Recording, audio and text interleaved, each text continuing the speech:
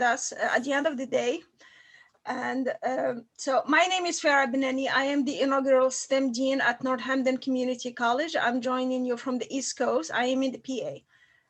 Pleasure to be with you, and we look forward to having an interactive presentation. Okay, hi everybody. I'm Kay Novak. I am in Colorado, and this project is really coming from some of the work that we've been doing in organizations, and it's people besides us. And also my PhD at the University of Colorado, Denver.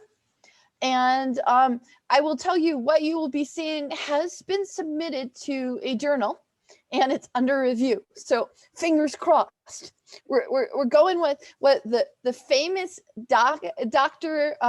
John Merrill said, and he wrote the Principles of Instruction. So for all instructional designers, you should know who he is, John Merrill. Principles of Instruction. I just want to say what he says is that if you get a rejection note from a publication, it's not a no, it's just a not yet. So we're in the liminal not yet phase Yeah. of this research. So go for it, Farah. So the main reason why we became interested in kind of changing the way how we teach and how we can impact if we're educator and we're impacting the student learning, I think the first thing we do in terms of how can we bring real social events and how we can bring up-to-date information in the courses we're teaching.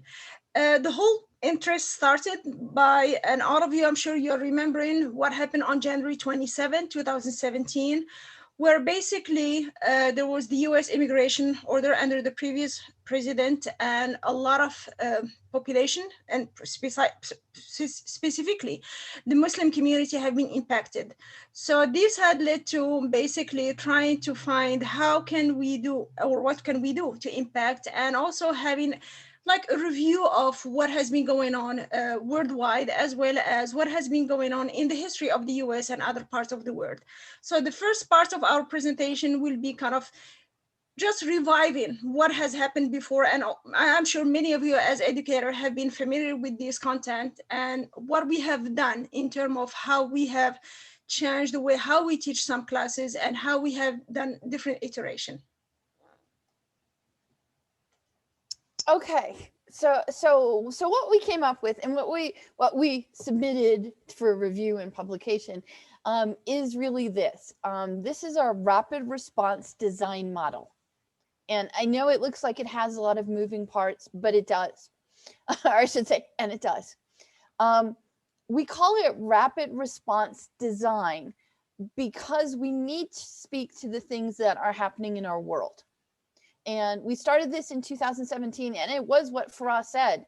That weekend, when that immigration order went into place, we were watching TV, we were looking at social media, and we were seeing people being stranded in airports. And we saw lawyers just show up at airports and help people. And we were like, what can we do? We're not lawyers.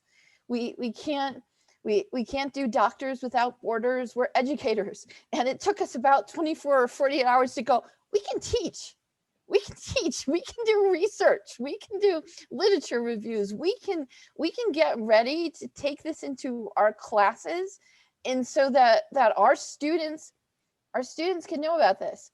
And I should say, know about this is kind of the wrong thing to say, because our students do know about it. They're seeing it. It's whether or not we're discussing this in classes. And a lot of times as instructional designers, and especially as online educators, we have a course that is laid out. And we follow that course path, and it's wonderful for navigation, and it's wonderful for students feeling like they know what's happening. But sometimes the world erupts. And this was our model if the world erupts.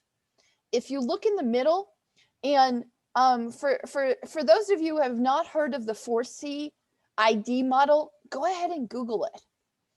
It answers when you have to do rapid e-learning, when you have to do rapid prototyping, when you have to introduce something and you don't have 12 weeks to develop a course. So we took the basis of that, and the 4C ID model is that there's just-in-time information that's being given. You give them a part task practice to do, then they do the learning task, and then you do the supportive information, and you keep going around in this circle until they get what they need. So that's where it's coming from, the instructional design literature, what we'll be talking about. But what we did was we added from the critical studies and culturally relevant pedagogy, we added this to it. So you'll see the theories and concepts on top. So that's the overlay. And because I'm doing this for my PhD program, of course, they made me explain it better. So can everybody see a picto chart here? So let me know, just type in Y if it's yes, and if it's no. Okay, so I'll show you this. This is a pictograph chart that my advisor had me do to explain what I was actually going ahead and doing. So I'm only going to do the pictures. Don't worry about the writing. So I'm scrolling down. So the big ideas that ended up on the model were culturally relevant pedagogy, multicultural approaches, connectivism. And Chris, share connectivism in case people are not familiar with connectivism. It is my favorite learning theory. Okay. Then participatory culture, and then social network knowledge construction. So took all of these, funneled them in to do rapid design. And the reason we're doing rapid design is because these are things that are happening and our students want to talk about them. And it's almost, a lot of times it's kind of the day after curriculum that the event happens, and then you immediately bring it in, or you bring it in within a week, or that students need to discuss this. So uses all this culturally relevant pedagogy that looks at discourses of power. It takes the multicultural curriculum reform. So if you're bringing it into your curriculum, you're seeing these 4 different approaches to see which approach you can bring in. Maybe it's just contributions, maybe it's additives, maybe it's transformative, maybe it's social action. And like Farah said, that we're bringing in the history. And by history, we don't just mean what was in the history books when we were growing up, okay? We mean we're bringing in history that has been suppressed and is of the oppressed. Bringing in connectivism, and connectivism is a learning theory about how you learn when you're connected to the whole world, which our students are. And if you were in the morning show yesterday morning, we had Krista, the senior in high school at Texas, who told us about how she is globally connected over TikTok and Snapchat. Okay, new media skills for participatory culture. These are things like play, networking, negotiation, simulation. We're pulling all of that. We're pulling social network knowledge construction in it. And in this, you can lead, create, contribute, lurk, or identify the network. So we're pulling all of that into this model. so that's the funnel that things need to go through before they get to the 4C ID model. So, and we had 48 hours to do all of this. So you can copy and see we had. that was the first, for our first iteration. And for us, you take it over. Okay. So this is just to show you a model, the first iteration that we had as response, rapid response that we did. For the first week, we covered the multiculturalism. For the second week, it was heavy on information literacy, technology literacy. And then the third week, we did the social and political issues. Again, as I mentioned earlier, this is the first iteration. So as things have evolved on the socio and political side here in the country and worldwide, we were adjusting and making modification from one course to another one, as well from one week to another one. In terms of another event that we have basically that we presented and participated in, it was through the SC Game and Sims network. Again, same year, I less than 2 weeks after the whole event and the order, I should say. So we did present on multiculturalism and social issues and games. And again, it was a way how we can infuse game or use game in terms of how can we mimic the event that is happening and let the student have a different perspective, given they know and they read what's going on, but how can we make it to the next, take it to the next level.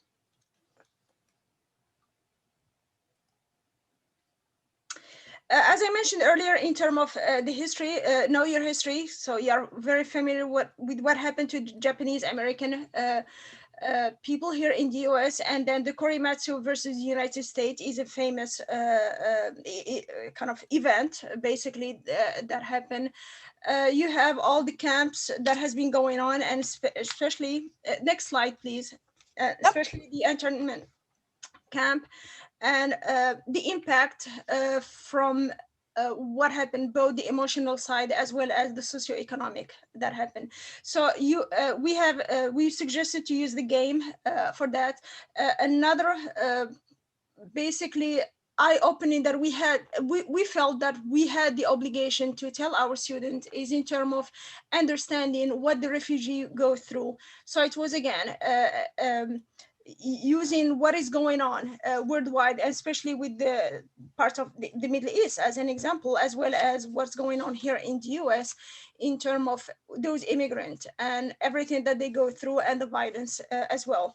Another interactive fiction that we have also used and proposed as well was the use of the migrant for the course that we are doing.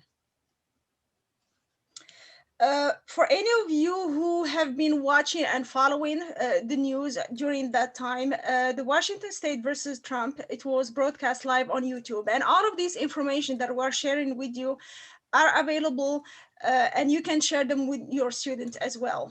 Again, we're using all of these data in terms of providing some background or like bibliography, if you want, in terms of this is what we have basically been finding and assessing and how we have used it to change the way how we implement some changes in our curriculum.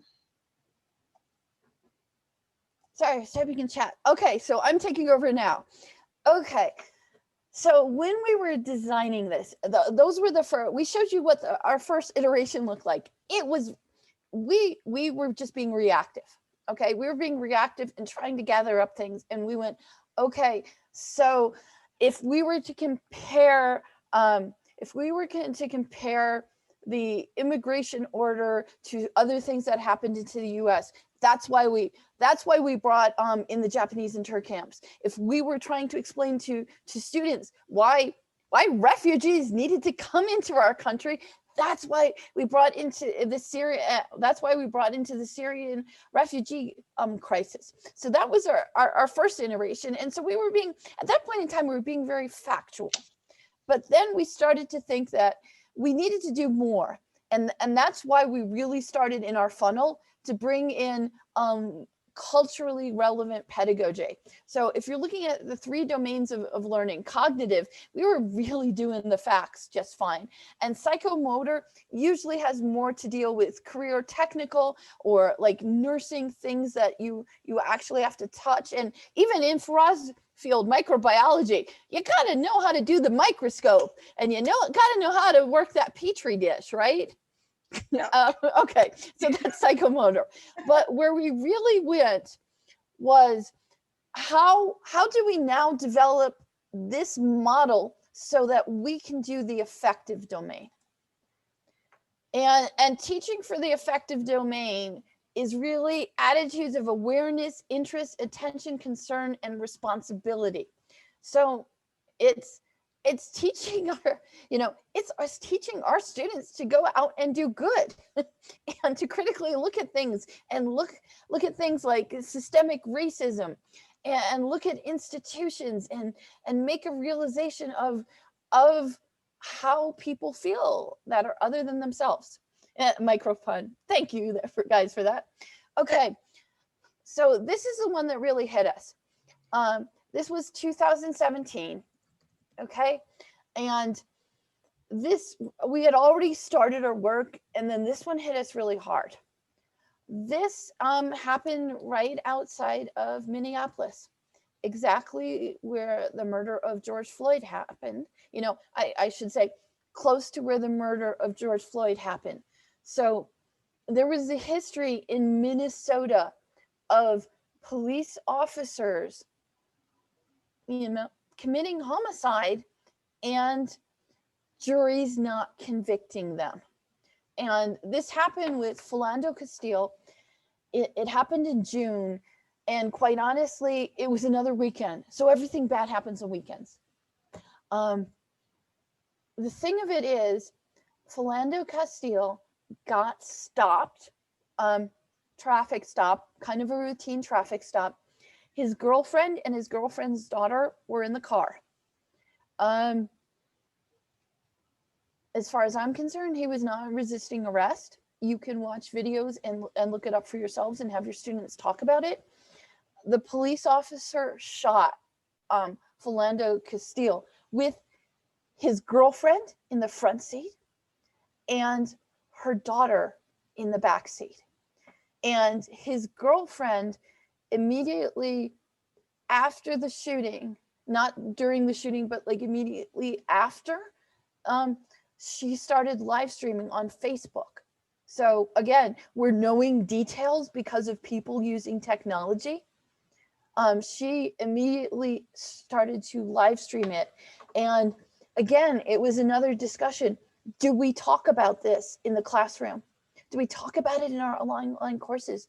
Do we bring this up, or do we just stay in our curriculum and pretend it didn't happen?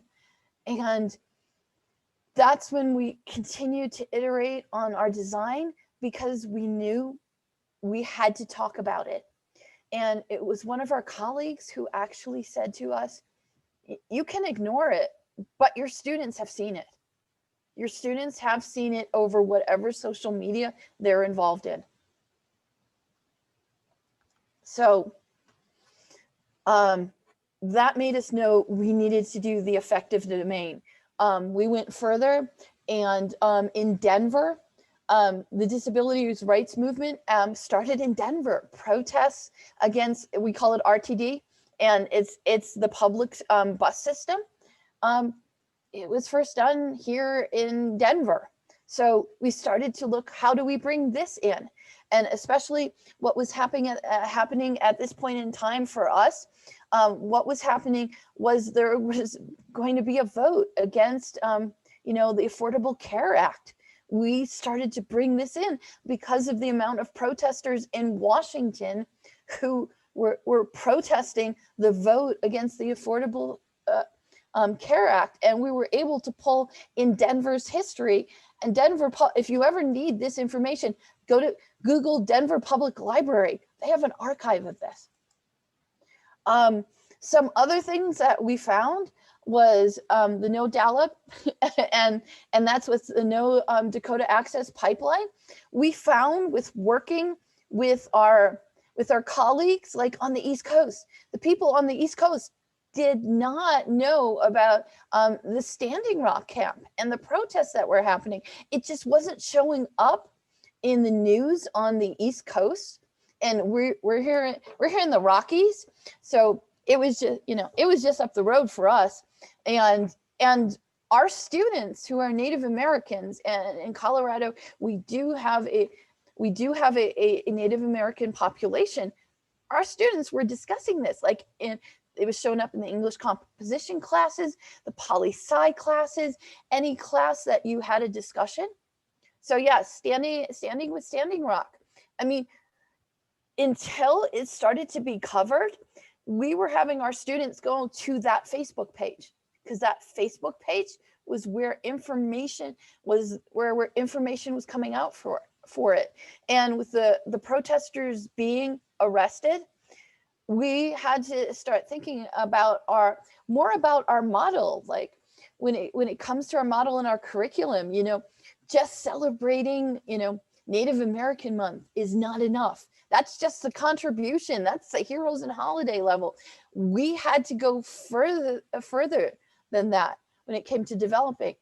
Other things that were happening that we were bringing in and that were specific to the affective domain, we got a lot of information from the Southern Poverty Law Center, and they have a section that's called Teaching Tolerance. They have changed the name from Teaching Tolerance because they say teaching tolerance is not enough. So while we were evolving and developing this, even the Southern Poverty Law Center was evolving. And I had mentioned the integration of multicultural content. Like I said, in our model, we started to look at this and we started to think about what level we actually wanted to get to.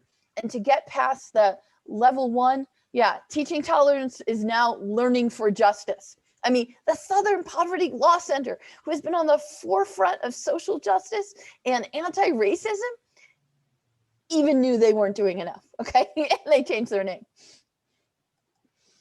Okay, so now I will turn this part over to Farah because we started to look for other resources and other things that we could go ahead and bring into our model. So we have some more examples.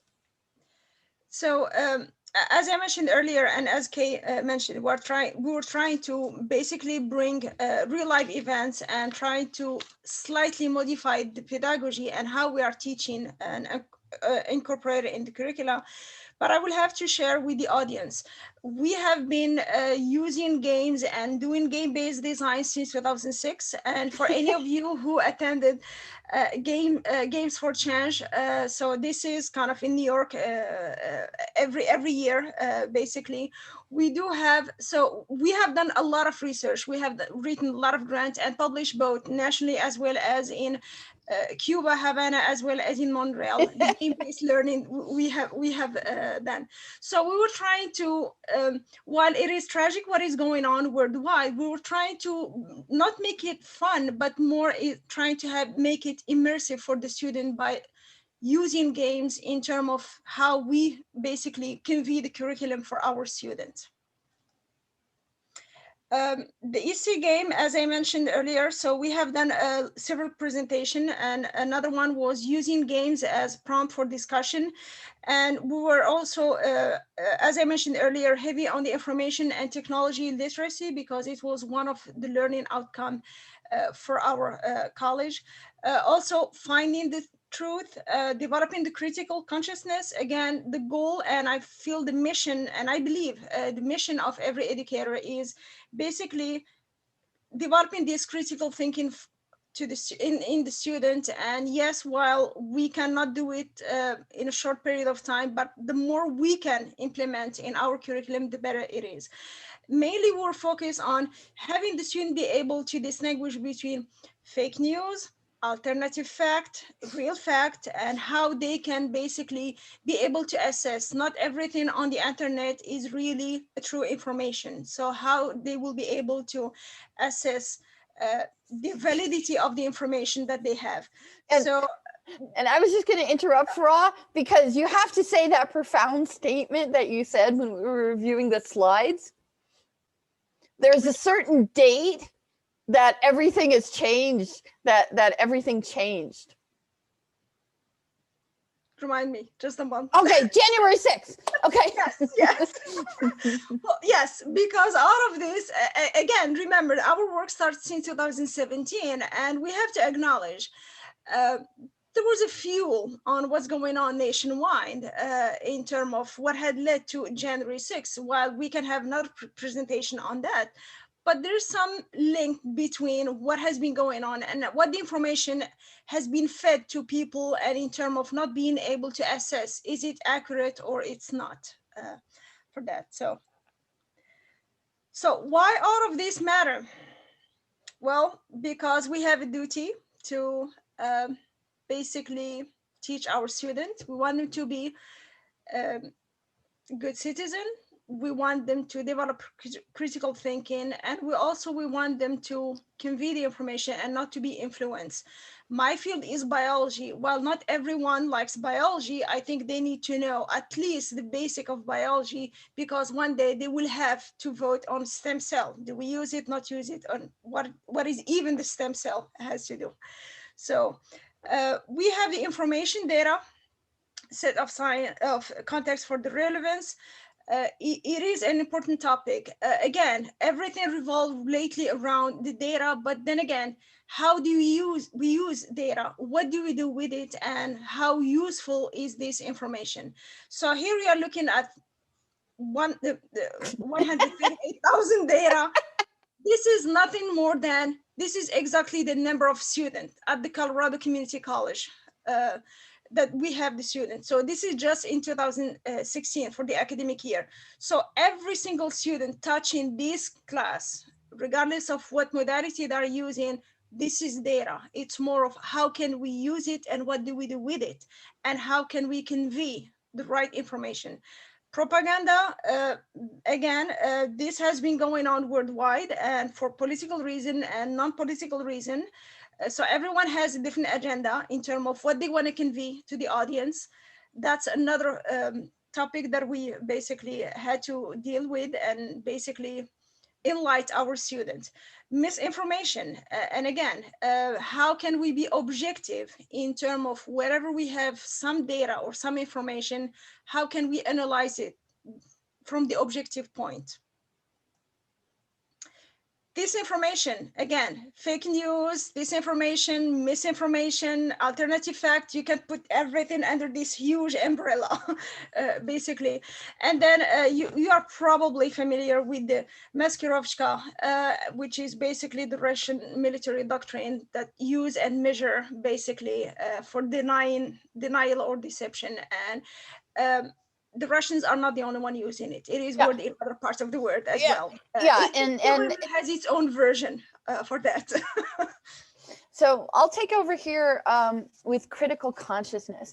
And the thing of it is, we can't develop critical consciousness with ourselves or our students if we ignore things, if we ignore what's happening and we don't bring them into our courses. And once again, I'm going to say, we design beautiful online courses and we design them ahead of time. And sometimes we act like they're set in stone and things can't be brought in. And once again, that's why we worked on our instructional design model, because we want to let you know you can bring these things in. These are the top part of the design model those are the considerations. And once you have those considerations, then go down to the rapid prototyping, the just-in-time, and make the decisions there. So, of course, fake news is everywhere, okay? And even the term is controversial. But what we started with our students was the CRAP test. And have other people seen the CRAP test? Type a Y in if you have, and an N if you haven't. Yeah, you can Google it. Chico State University probably has the best PDF of it to pull it down. And the CRAP test is a good start, but it does not address systems of power. It does not look at, nothing in here is telling you, oh, was there systematic racism there? Oh, is there an oppressed people in that country? Oh, how are women treated? How are gay and lesbians treated in that country? What happens to the trans population in that country? So for us, the CRAP test is a start, but we also we pull the materials that we use in the design through, like I said, our funnel to make sure that we get more than this. Now, for example, a good one for us that happened was, and this was President Trump. He gave his State of the Union, and he said, and he mentioned chain migration. And in a couple of our classes, we had teachers for English second language, and also an English composition class. Like that weekend, we were able to gather information and actually develop an activity so that the students could actually see what chain migration was.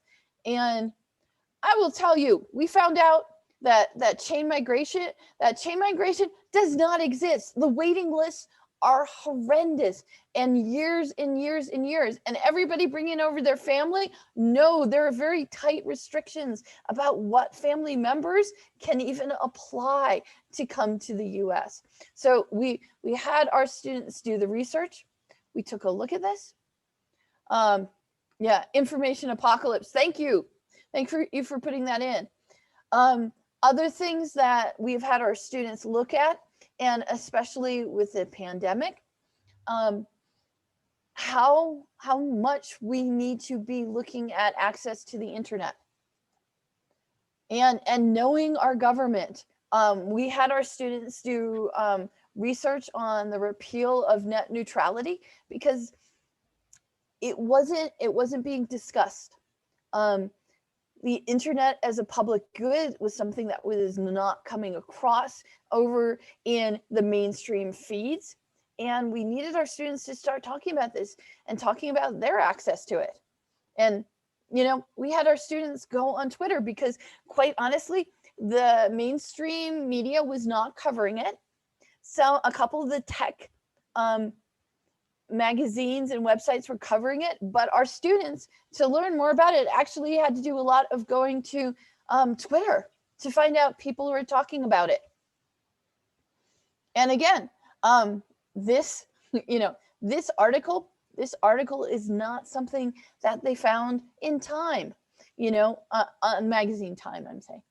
Okay, our students had to dig for it. And the other thing that we really looked at as we were developing our model is that we're really kind of at a critical juncture now. And the critical juncture is a lot of people are encouraging the opportunity for open educational resources.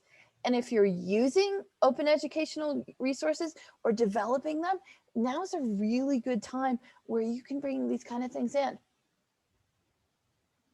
And as we were doing this, as we were doing all of this, we were also working as mentors for information and technology literacy. And it was really how we got the rapid response to design to go into our institutions. We brought it, and you might have to do this too if you think rapid response design is not going to be something that's going to be accepted that much. We looked at this being a college-wide student learning outcome, and we had instructors who wanted to start bringing this into their classrooms to align it with the institutional outcome of information and technology literacy. And this is one of the most recent ones. Do you guys remember this happening in September? Training in the federal government was no longer allowed to, there was training that was being divisive and anti-American. And the executive order that came out on that, I will tell you, this wasn't discussed in a lot of classes. Okay, we ended up being able to bring it into some of our education classes, and we brought it in through covering Black Lives Matter and the scholar strike that happened on September 8th and 9th. We used a lot of the ploys that the scholar strike did. And of course, we also looked through our history. Believe it or not, this is, okay, we managed to get it. This was the first teach-in ever about Vietnam. This was the first time that a group of professors decided to do a work stoppage to talk about a political event. So for the US, this is our history, that, the history that leads to scholar strike.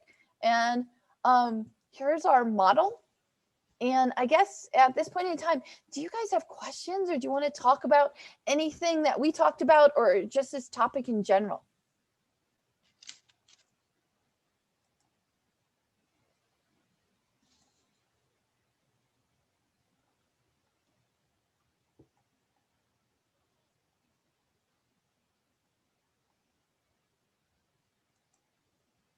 Okay, the way that we got to the effective learning part was when on that the way we got to it was the approaches to multicultural curriculum reform.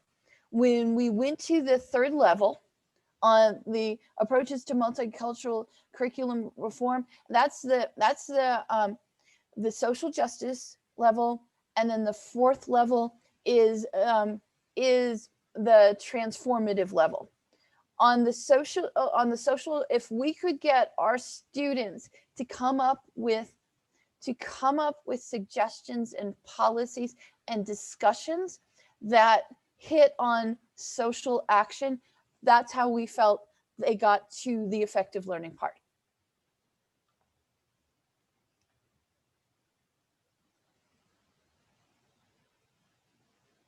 Other questions about that or something else? Or is there a slide you'd like to see?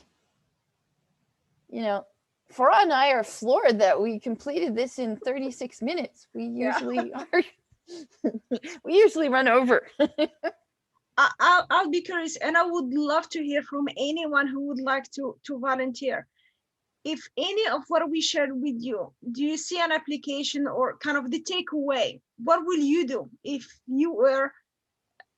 the decision, okay, by Monday you have the option to change whatever you're teaching? What will be at least one takeaway from what we shared with you? And I will do, okay, so I will answer Katie's while people are thinking about the responses. Okay, for us, the part task was usually we sent them out to go ahead and apply the information and technology student learning outcome. And we had them go usually to social media. And what we also had them do, and I apologize to any librarian who's here, we also had them look at the same thing through our library databases. And again, this is critical consciousness. So it was just the preliminary or the part one of it.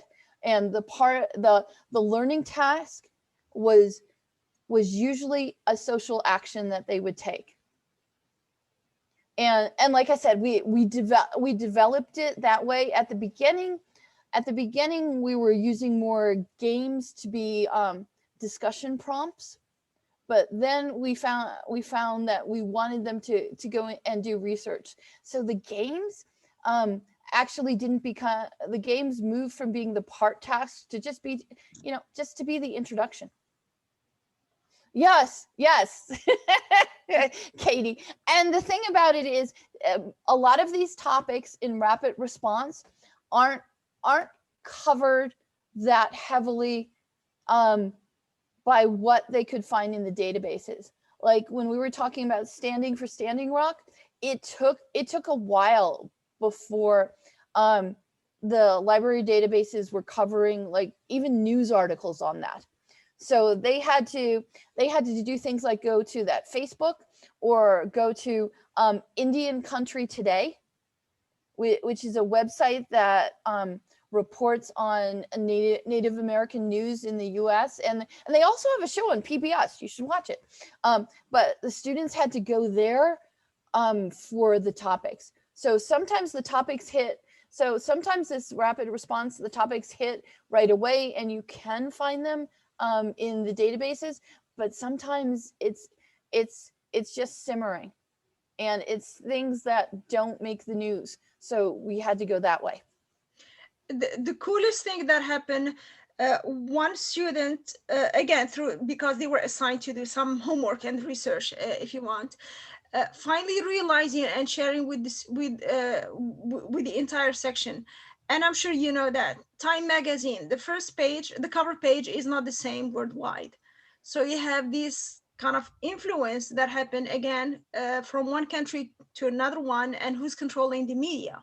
So Time magazine, the first page worldwide, it's never the same from one country to another one, although it is under the same corporate for that. So that was kind of, we were pleased to hear this coming from the students. So kind of we're thinking, okay, well, at least some knowledge and some learning is happening, in a sense of now they're trying to analyze and observe. There's a difference between one and another one.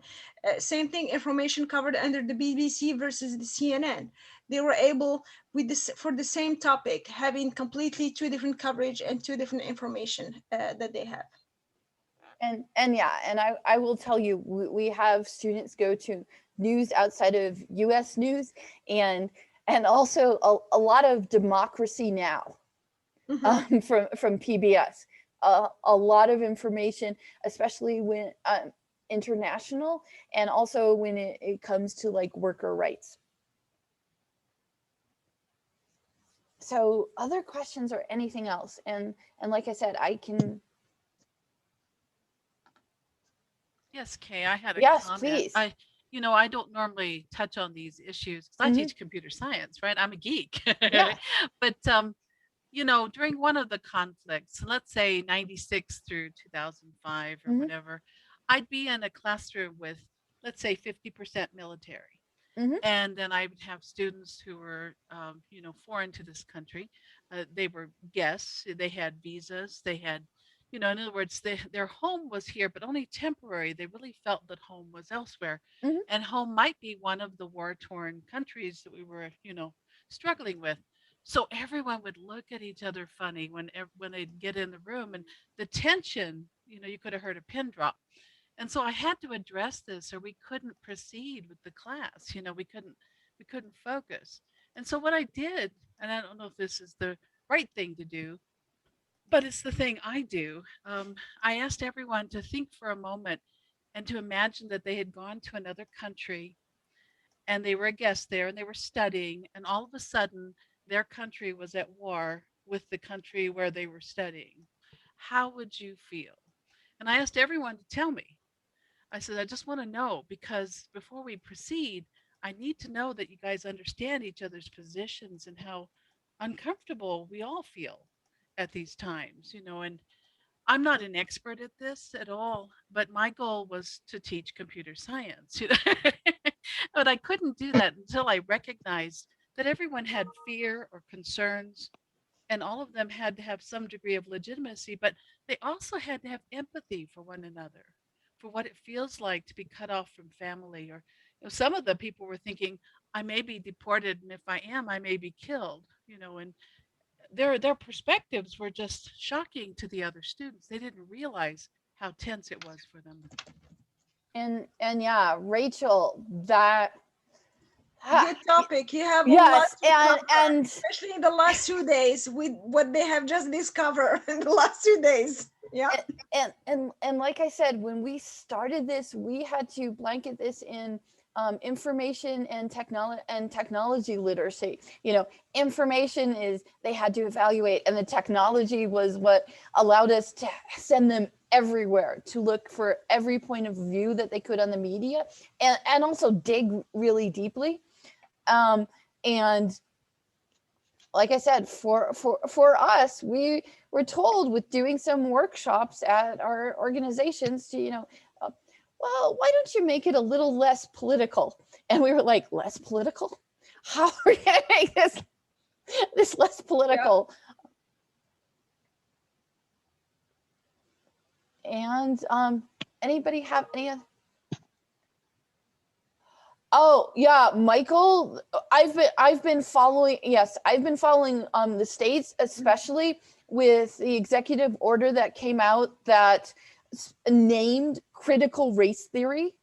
And I will tell you, so the organization, and I apologize, everybody might be a member, and you might be a leader in this organization. It's actually called NAME. And Chris, if you could put the information there. These are the people who have been doing critical race theory, since it started. And I got to go to a session, and the executive director was there, and the speaker didn't show up, but the executive director was great. She was in Zoom, and there was like 8 of us, and she's like, well, what would you like to talk about? Anybody have any questions? So I was able to ask her, and I said, with this executive order coming out, and like the founder of critical race theory, and it started in law before it came over into education, is Derek Bell. And she's like, I know Derek Bell, and today's the anniversary. This is the anniversary of his death. And she said, if Derek Bell was here, he'd tell you to call it whatever you need to call it, but keep doing the work. So the diversity bend, I hate to say it, if you can call it what you need to, and keep doing it. But thank you for sharing that with us. And that's what I say, call it something different. Like I said, we embedded it in us doing this work. We embedded in information and technology literacy outcome, so that whenever we were presenting on information and technology literacy. And these were the topics. And we needed to do these topics because they were topics that students needed to be able to objectively look at the resources. So that's my suggestion. And Michael, thank you for sharing it. And I'm about to pull up the Facebook page. So I would make the assumption that most of the attendees are in higher education, or at least, if not full-time, part-time, but at least you have something related to higher education. Have you guys noticed in the last 12 or 18 months, almost every college now finally realized they need to have the VP of diversity, equity, and inclusion? Suddenly it was this job that has been created. Wow. Farah, as a counterpoint, look at what I have up, what Michael just posted. Yeah. Wow. Today. Well, no, not today, yesterday. Critical race theory, socialism, communism, and Marxism. Well, call socialism worker rights, because part of it is. Okay. Yeah. So go with worker rights. Critical race theory, like I was told, call it something else, keep doing the work, and then when you can call it critical race theory again, call it critical race theory. And try to use one of the learning objective or any ILOs in your institution and use it as a gate, kind of, or a door, but you can plug anything that has to do with kind of, that's the back door if you want, rather than publicly putting or in your syllabus or kind of discussing race or diversity. Kind of, you can use one of the ILOs as an example, and then it will be a funnel through which you can talk about everything that we shared with you. And name organization, like I said, they've been doing this kind of work, for longer than I've been alive. And I'm kind of old, but still, they've been doing it longer. And if you have to call it multiculturalism. And Rachel, our school has no funding. Agreed. Agreed. It's difficult to get this funding, and you're more than welcome. We will discuss it. We're more than willing to discuss it with you. And when it comes to funding, we usually go after funding that is not specific to multiculturalism or anything like that. And yeah, we're in our last minute. And sorry, the only reason we're breaking it off is because because we only have so many Zoom accounts and we're sharing them, so we have to jump out. Okay. Thank you so much to all of you for attending thank you with us on a Friday afternoon. Thank you. And we really appreciate it. Bye, everybody. Bye. Thank you. And we have to go too. So bye, Farah. Okay, I'll see you on the other side. Yeah, see you on the other side. Bye-bye. Thank you. Bye, everybody.